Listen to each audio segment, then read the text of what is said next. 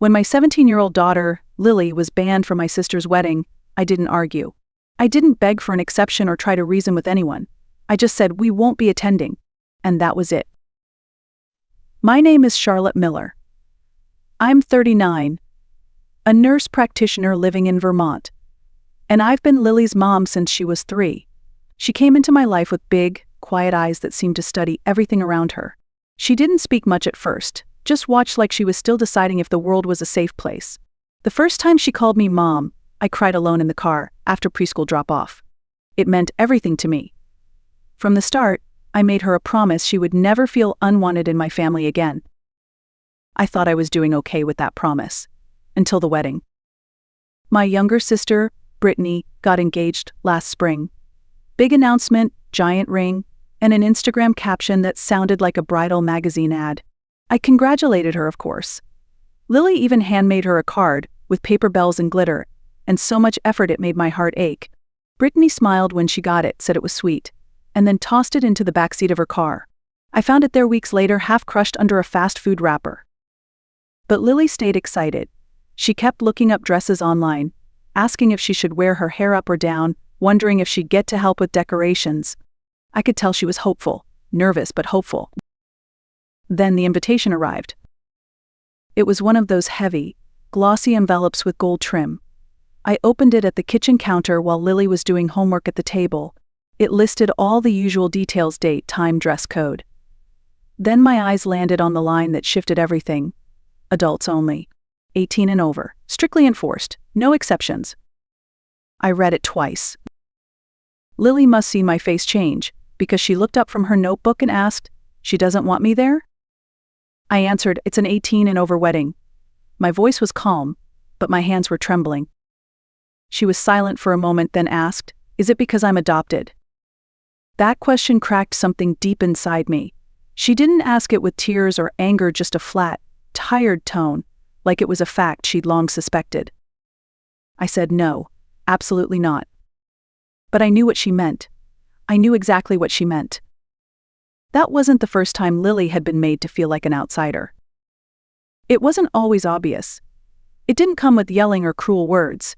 It came in subtler ways, like when my mom would refer to Lily as Charlotte's girl, instead of calling her by name. Or when Brittany would say your daughter, like Lily was some neighbor's kid tagging along, not her niece.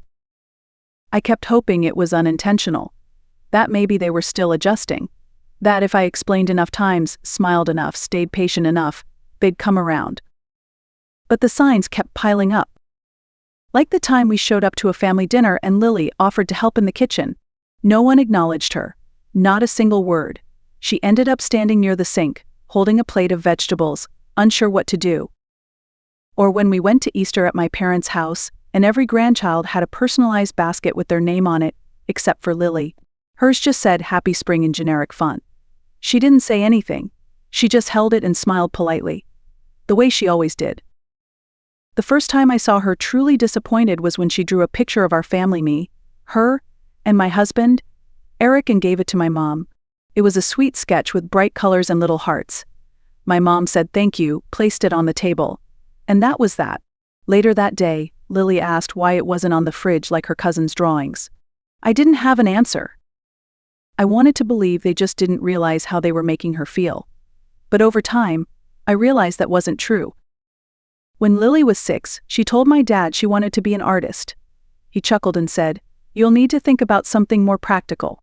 When she was 8, she wanted to help plan a family debut, and Brittany told her, "That's cute, but maybe let the adults handle it." It was constant, not aggressive, not loud, just dismissive. And always enough to make Lily hesitate. I kept thinking I could fix it by showing up, by including them in her birthdays, her school plays, her life. But the more we showed up, the clearer it became. They never fully accepted that Lily was here to stay. Part of them, I think, still believed I'd eventually have my own child. That Lily was a temporary chapter, a kind of noble gesture they could applaud from a distance. As if someday they'd say, "Remember when Charlotte fostered that sweet little girl?" They never said it out loud. They didn't need to. And the wedding invitation confirmed it. It wasn't just a formality. It was a line in the sand. A message: she's not really part of us. Not where it matters. I didn't respond to the invitation. I didn't call Brittany or try to argue my case. I just went online and clicked not attending, no explanation, just no. The next day, my phone lit up with a message from her. Hey, just saw your RSVP. Is everything okay? Then another one. If this is about the age thing, I hope you understand. We're being super consistent with everyone. Nothing personal, right? Nothing personal. Except it was. Lily wasn't some distant cousin. She wasn't a coworker's kid or someone's plus one. She was Brittany's niece. My daughter. She was 17, not 7. She had made a card, picked out a dress, asked about hairstyles. She wanted to be part of it. And now all of that was being dismissed as a technicality. I didn't reply. A few hours later, my younger sister Melissa messaged me. Tessa said you're not coming. What's going on? Then my mother called. She never calls unless something is wrong, so I picked up with a sinking feeling. Charlotte, she said, I heard you're not going to the wedding. Is this really about the age limit? I said, Lily wasn't invited. I'm not going without her. She's almost 18. There was a pause.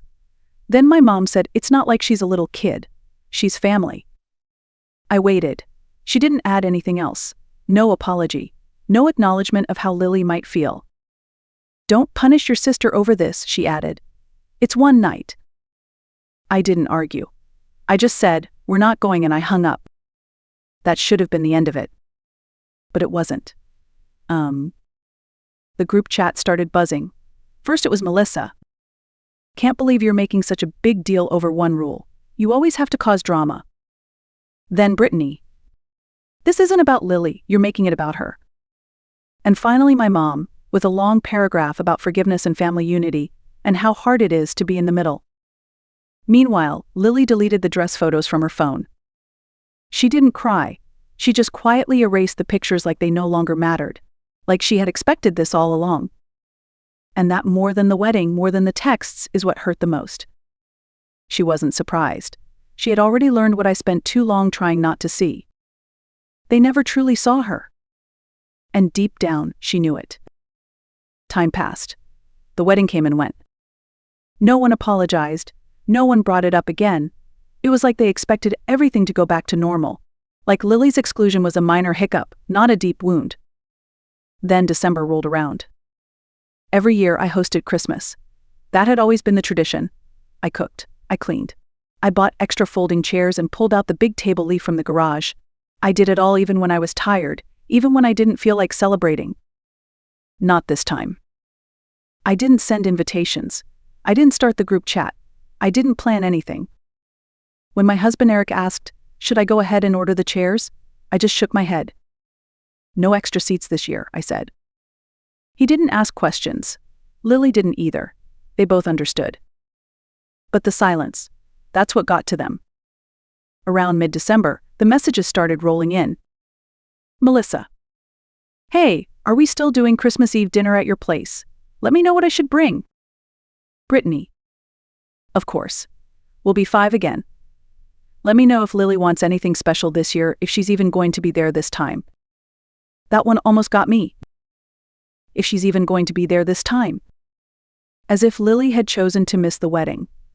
As if her absence had been some dramatic teenage tantrum, instead of a deliberate exclusion. I didn't reply. Not to that. Not to any of it. For the first time in years, I didn't scrub the floors or decorate the mantel or stock up on wine. I didn't pretend. I didn't perform. And when they didn't hear back, they started calling. First it was my mom. I let it ring. Then Melissa. Then Brittany. Eventually, my dad left a voicemail. Charlotte, we just want to know what's going on. Your mother's upset. It's not too late to do the right thing. The right thing. As if the right thing was welcoming people who had excluded my daughter. As if feeding them dinner would erase the pain they never acknowledged. So no, we didn't host anyone that Christmas. Instead, we made lasagna in our pajamas. Lily baked sugar cookies in strange little shapes that barely held together. We watched movies, we laughed, we opened presents early, no one walked on eggshells. No one translated passive-aggressive comments. No one fell silent when Lily entered the room. It was quiet.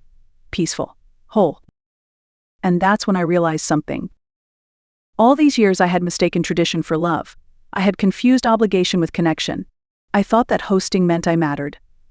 That being the one who held everything together made me part of something. But that Christmas, without the noise and the pretending and the weight of forced togetherness, I saw it clearly. Peace isn't quiet because nothing is wrong. It's quiet because nothing's being ignored. It was a few days after Christmas when it happened. Lily was curled up on the couch under her favorite blanket, sketching in her notebook. She always drew when she needed to process something, people, feelings, moments that were too big for words. I was folding laundry in the same room when she paused, pencil hovering over the page. Without looking up, she asked, "If I wasn't adopted, do you think they'd like me more?" My hand stopped moving. The question hit like a weight I wasn't ready for. I sat down beside her. "Sweetheart," I said gently, "they might have pretended better. But the way they treat people who aren't like them, that was never about you." She looked at me then, with those same big, serious eyes she had when I first met her. The kind of look that feels older than her age. A look that says she sees everything, even the things no one wants to admit. "I don't think I want them to like me anymore," she said. It wasn't bitter. It wasn't angry. It was calm. Final, like a choice she had made to protect her heart. And that was the moment I stopped waiting for an apology. I had spent so long trying to keep the peace, making excuses, hoping they would come around if I just stayed kind, stayed patient, stayed small. But my daughter wasn't small. She was strong. She was clear. And if she had the courage to draw a boundary, then I would have the courage to hold it. A few days later, my father called again. I didn't answer. He texted instead. "Your mother isn't sleeping. She feels like she's lost you. We know we messed up, but that doesn't justify shutting everyone out. That's not who you are." I stared at that message for a long time. That's not who you are. For a while, I used to wonder the same. I used to question whether I was being too harsh, too sensitive, too cold. But I think this is who I am. I'm someone who finally understands what she will and won't tolerate. I'm someone who knows that keeping peace at the expense of her child's dignity isn't love. It's fear, dressed up as loyalty. And I'm done being afraid. Then came the final blow. It was a voice message from Brittany, one of those carefully measured recordings where every sentence was wrapped in sugar but carried a blade underneath. "I just think it's sad, Charlotte. You always made such a big deal about how much you love Lily, but now it feels like you're using her as a shield. Like anytime someone doesn't treat her like royalty, you cut them out. That's not healthy. That's not parenting. That's obsession." I didn't listen to the rest. I deleted the message and blocked her number. Because if loving Lily fiercely, completely, without apology is considered an obsession, then so be it. Yes, I am obsessed. I am obsessed with showing my daughter that she deserves to be included, that she never has to earn love by being quiet, or polite, or easy to ignore, that she should never mistake tolerance for acceptance. I'm obsessed with protecting the one person who needed me the most, the one who never got the benefit of the doubt, the one who had to prove she belonged in a family that claimed to love her but never showed her how. And no, I don't regret it. I regret the years I stayed silent. The holidays I invited people who treated her like a guest in her own home. The birthdays where she smiled while others barely looked at her. The thank yous she said to people who didn't bother learning her favorite color, her hobbies, her laugh. I regret every time I tried to keep the peace instead of standing up for her. But not anymore. Lily doesn't ask for much, she never has. But what she needs, what she's always needed, is a mother who chooses her, every time. And that's exactly who I am. I'm not the keeper of family traditions. I'm not the peace negotiator, the event planner, the one who smooths things over so no one feels uncomfortable. I'm Lily's mom. And if that means closing the door on people who can't see her worth, then I will close it, gently, quietly, but for good. Because this isn't about revenge. It's about love. Love that doesn't shrink. Love that doesn't apologize for existing. Love that says you matter, and I will never let anyone make you feel otherwise. The new year came quietly. No countdown, no noise, just the three of us, me, Eric, and Lily sitting around the fireplace, playing a board game she got for Christmas, laughing at how bad we all were at it. And in that quiet, I finally felt something I hadn't felt in years. Relief. I wasn't waiting anymore. Not for the next text, the next dig, the next awkward dinner. I wasn't planning how to balance the feelings of people who had made my daughter feel invisible. I was simply living, with my family, my real family. Looking back, there were so many moments when I could have spoken up louder, sooner.